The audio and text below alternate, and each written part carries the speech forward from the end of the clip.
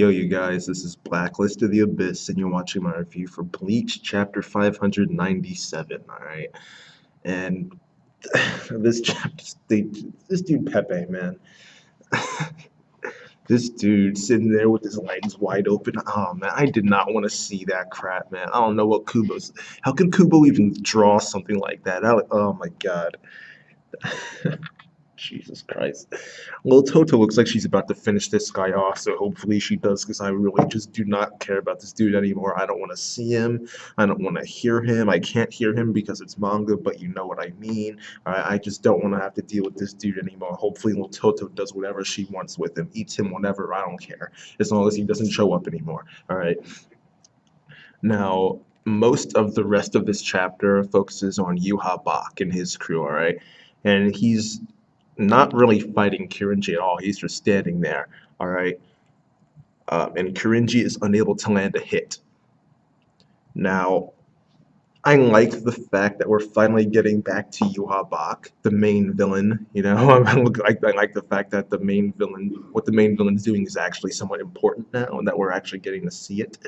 But I don't like the fact that this whole fight with Kirinji was off-screen. Okay, what I wanted to see was Kirinji trying to fight Yuha, and I wanted to see that transformation from that last time we saw him to this point where he's realizing that he can't even touch Yuha. I wanted to see the beginning and the end and everything in between. Okay, all right. So it's the way he's doing it now just makes it seem like it's not important.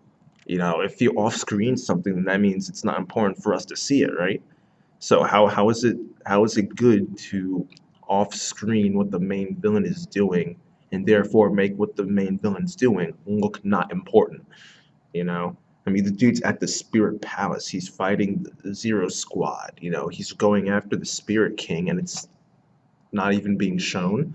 Like, I mean, that's not good. I mean, let's put this in perspective. All right, essentially, Kubo was saying that Pepe was more important than Kirinji and Yuha. All right, so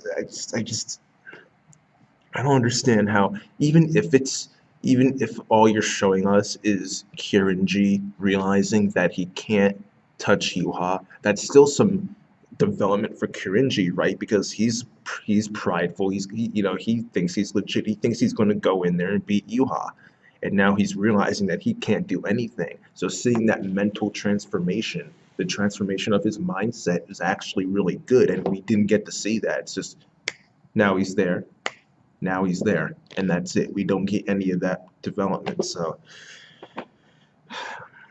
even if you want to make the argument that we didn't miss much, it still doesn't really counter what I said, because Kirinji as a character kind of just got crapped on. So, and plus there's what I said before about the main villain just not looking important anymore, because Kubo would rather show Pepe in his diaper than Yuha Bach. All right.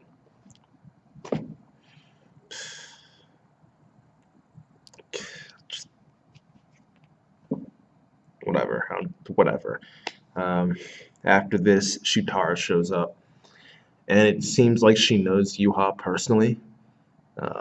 She claims that he's lost his sanity because of the fact that he's decided to invade Spirit Palace, and the way she said it, plus the fact that she actually knows him, makes me think she's actually got a pretty good gauge on his abilities and how strong he is, because she also knows that he has Yamamoto's Bankai. All right, so it's looking like she's got a pretty good gauge of how strong he is, yet unlike Kirinji, yet she still has this confidence about her where it's like she's pretty much confirmed it. Like, you're insane if you think, even with the power that you have, you're insane if you still think you can come up here, beat all 5 of us, and then take out the Spirit King. Like, you must be insane.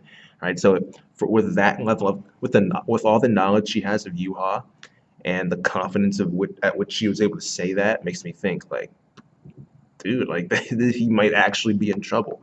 Like, he looks super OP now because of Yamamoto's Bankai and all his other abilities, but maybe it's maybe it's not as lopsided as it comes off as, right? Especially since at the end of the chapter we see Ichigo and Yoruichi and Orihime and well, we didn't actually see Chad, but I'm just assuming he was there too, and that all four of them are going up to Spirit Palace too. So add those guys. Well, Ichigo and Yoruichi are going to be like the only ones who are actually useful. Chad ain't going to do crap. That dude's going to be laying on the ground just like he is in every other arc. All right, so screw him. But Ichigo and Yoruichi should be able to do something. Um, so maybe I'm thinking this isn't going to be as lopsided as it first appears to be, especially since the Spirit King has awoken, as we saw like a long, long time ago in a galaxy far away. That random cliffhanger that Kubo had a long time ago where the Spirit King woke up and he has not shown up ever since.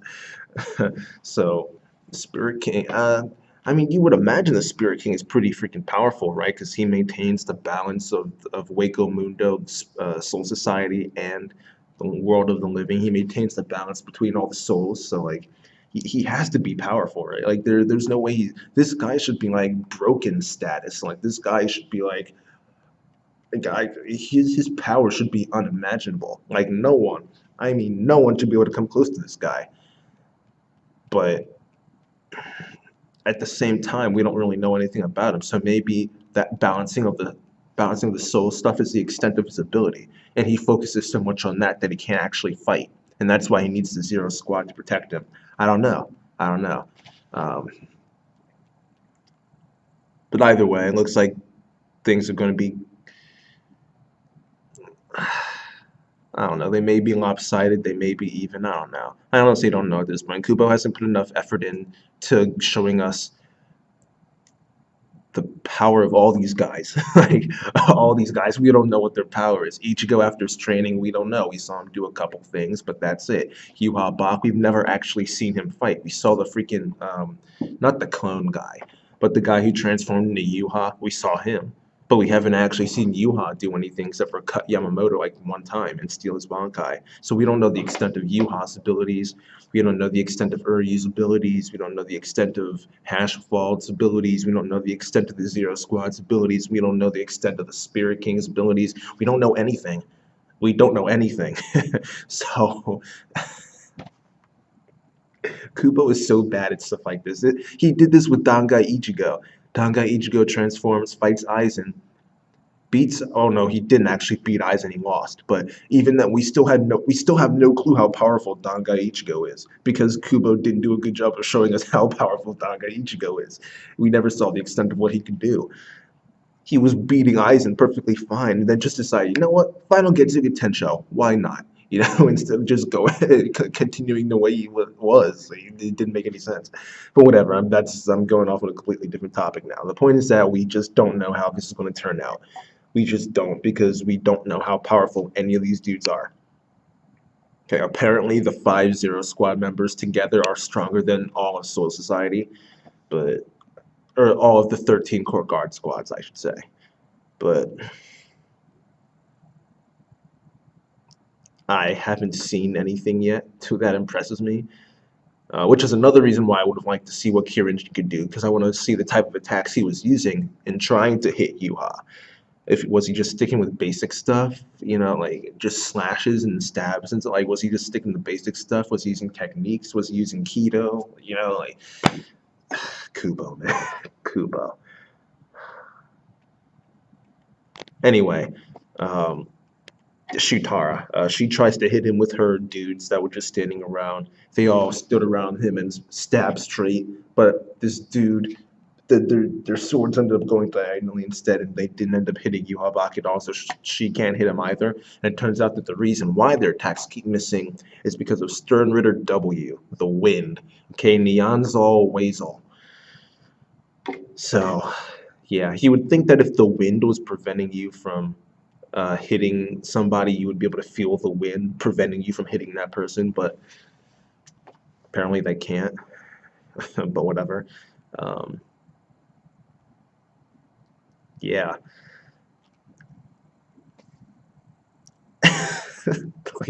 I mean, this guy's probably gonna get his butt kicked, but now that he's revealed himself, I don't even. Why did he even bother revealing himself? I would have just stayed in the shadows the whole time. Like, why reveal yourself to these guys? Just let them go on thinking I can't hit him and I don't know why. Why tell this Bleach characters do this all the time. They tell people their abilities.